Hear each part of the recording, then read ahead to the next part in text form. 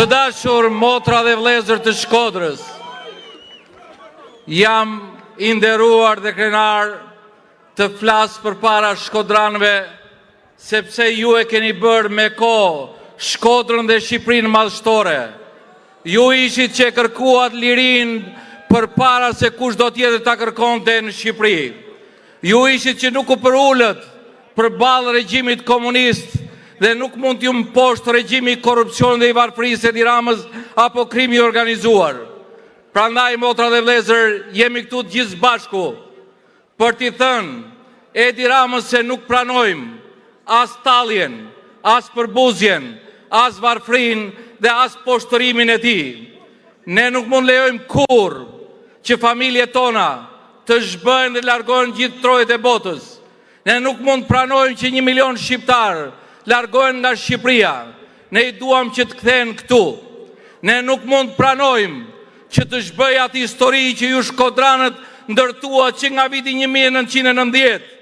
Motra dhe vëllezër, ishit ju që inspiruat lirinë. Në vitin 1991, a nuk ishte madhështore Shqipëria me 300.000 burra dhe gra në sheshin Skënderbej, ku zoti Berisha dhe sekretari James Baker të dy së bashku kërkuan lirinë dhe demokracinë në Shqipëri, fjalën e lirë, votën e lirë, që ju të zgjini, dhe mbas 34 vjetësh Edi Rama do të na i mohoj këtë. A nuk kemi qenë e madhështor, motra dhe vëllezër, ku në 1992-shin, për herë të parë në historinë tonë, presidenti Berisha në atë kohë i pari shqiptar i ftuar në Shtëpinë e Bardhë nga presidenti George Herald Bush. Po ashtu në vitin 1995 nga presidenti Clinton për Shqipërinë dhe për Kosovën.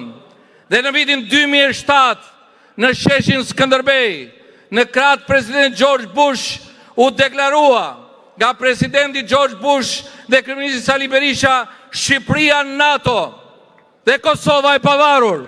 A kishte më madhështore se kjo, motra dhe vëllezër? A nuk kishte madhështore, motra dhe vëllezër, 2011-a, ku ne bashkuam familjen shqiptare me liberalizimin e vizave, sepse në thelbin e programit ton është dashuria për jetën, është dashuria për fëmijën, është respekti për prindin, është dashuria për familjen, dashuria për Shkodrën dhe për mbar Shqipërinë. Por Edi Rama kërkoi ta zhbënte këtë histori.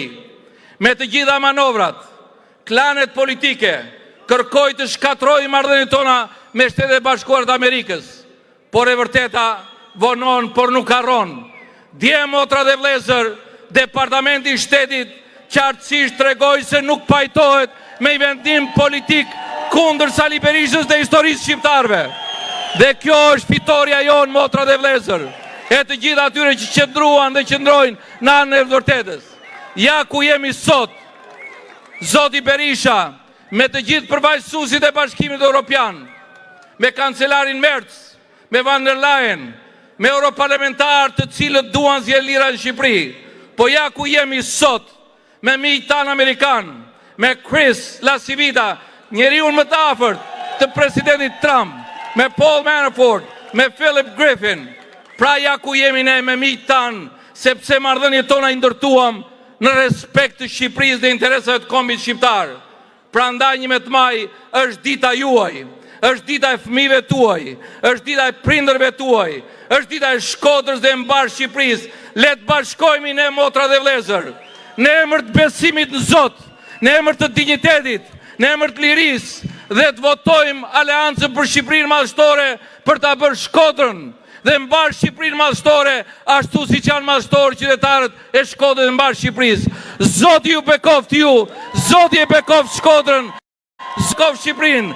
Fitore, fitore, fitore.